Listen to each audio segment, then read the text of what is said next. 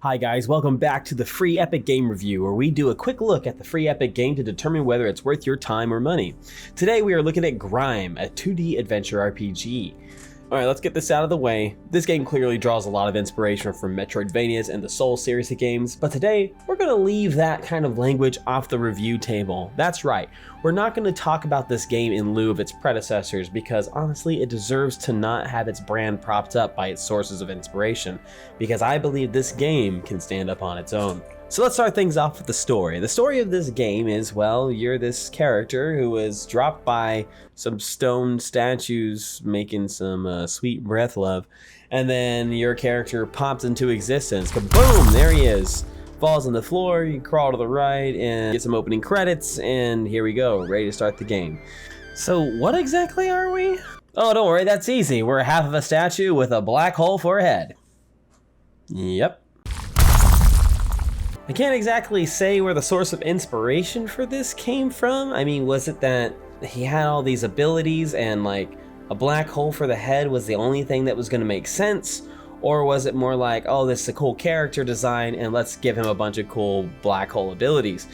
I'm not entirely sure which, but I actually kind of like this design either way. You see, this game has this absorb ability, which kind of functions sort of like a parry, but it's used for a lot more than that. Maybe more on that later. Having this as like a core game mechanic requires you to pay a lot of attention to your enemies and what their attack patterns are.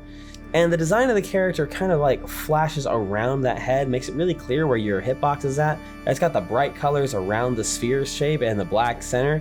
So kind of locating where your character is in space at any point in time is pretty easy to do.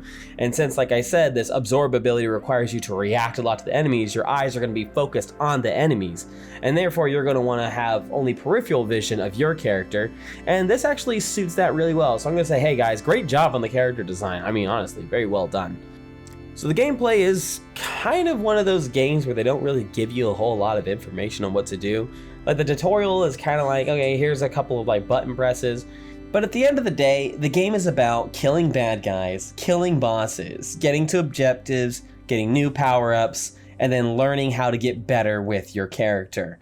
And this isn't just their core set of moves, it's also with this leveling up mechanic where you have mass at the bottom, and so long as you have enough mass, you can spend a point in this leveling up area in either one of these 5 areas. And they do different things. I don't really have time to explain what they do right now. But what you do need to know is that there are ways of getting more powerful than just getting new equipment and stuff. There's also a leveling up system that allows you to get more powerful as well. But the core game mechanic mostly comes down to being able to pay attention to the enemy and react to the enemy's attacks accordingly. Now this shines really well inside the base game when you're just fighting regular enemies, but where it's most on display is when you're fighting the bosses. There's a lot of moving parts on these bosses and you've got to be really paying attention to what's going on with them. You got to use your cunning, your wit, and all the abilities that you've learned up to this point in order to succeed. And when you do succeed, it is really satisfying because sometimes these bosses can be pretty dang hard. Like this boss right here must have killed me like 10 or 15 times. And once I finally beat him, like the reward I got wasn't all that great. But you know what? It felt really satisfying to know that I accomplished it.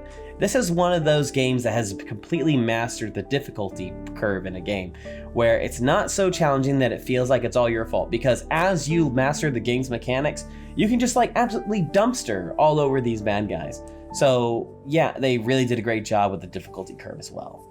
Now, as far as things that aren't so fun, I can only think of a couple, and normally it's just in those moments where this game has a whole lot of the where the heck am I going on with it. So sometimes you'll get kind of like a vague clue from a character on what you're supposed to do, or sometimes it's really specific, but then you can't exactly find the path to get to where you need to go, and it isn't always so straightforward. So in this one, I can see that I'm supposed to be going over here to this area, but I can't really seem to find a way to get down there. It's not until I take this really obscure path that goes from the other side of the map and goes all the way underneath that I figure, oh, okay, that's how I was supposed to get here.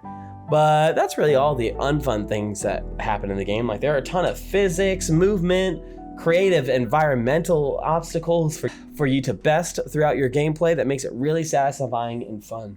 And the game does it in a really simple way. I mean, really simple. There's like only like 5 buttons for this game. Like, look at all this. Like, it's really nice to be able to open up your keybinds and see everything that you could possibly need on one page. So yeah, this game does a really good job at making things simple for you.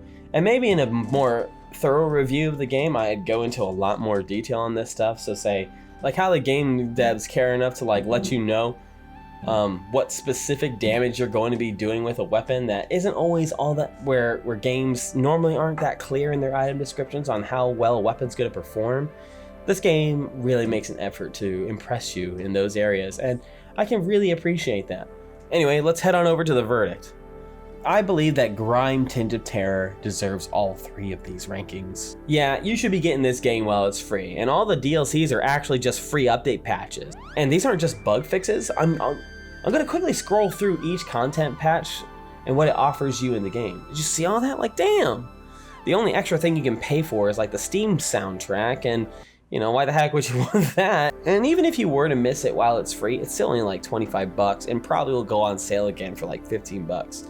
This is one of those games that you really gotta be picking up for yourself because it is like Christmas coming early. It is Christmas in July, ladies and gentlemen, and Santa has a black hole for a head. So get your ass over there right now! Next episode, we're gonna be talking about Train Valley 2. Well, what, do you think all these are gonna be good? Keep your eyes peeled for that episode and we'll be posting it soon. In the meantime, we'll see you later.